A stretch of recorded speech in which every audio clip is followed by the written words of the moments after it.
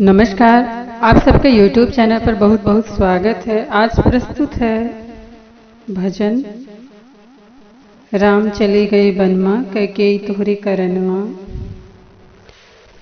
राम चले गए बन में अरे कैकेयी तोहरे करनवा।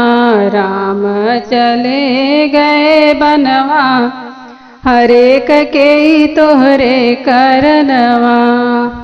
तोहरे करनवा कैकेयी तोहरे करनवा। राम चले गए बनमा अरे कैकेयी तोहरे करनवा। पहला मांगन कैकेयी दशरथ से मांगे। पहला मांगन कैकेयी दशरथ से मांगे। राम का राजा ना बनावा। राम का राजा ना बनावा रे कैकेयी तोहरे करनवा। अरे राम चले गए बनमा रे कैकेयी तोहरे करनवा। राम चले गए बनमा अरे कैकेयी तोहरे करनवा।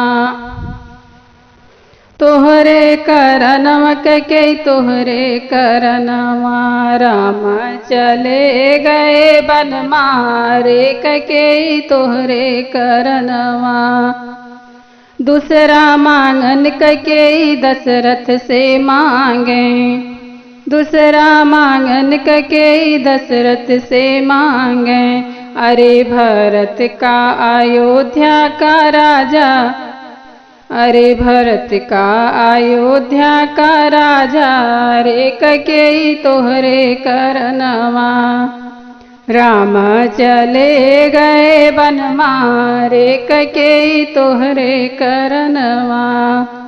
तोहरे करनवा कैकेयी तोहरे करनवा। राम चले गए बनमा रे कैकेयी तोहरे करनवा। तीसरा मांगन कैकेयी दशरथ से मांगे। तीसरा मांगन कैकेयी दशरथ से मांगे। अरे 14 साल राम रहाई बनमा। अरे 14 साल राम रहाई बनमा रे कैकेयी तोहरे करनवा। राम चले गए बनमा रे कैकेयी तोहरे करनवा। राम चले गए बनमा रे कैकेयी तोहरे करनवा।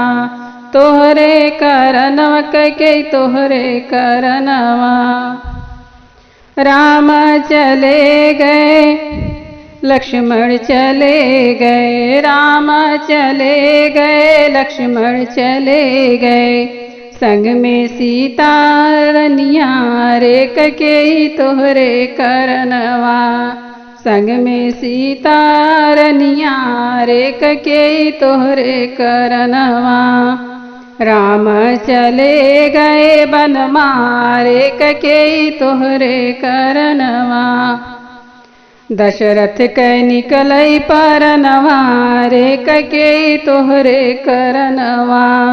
दशरथ कै निकलई परनवा रे कैकेयी तोहरे करनवा।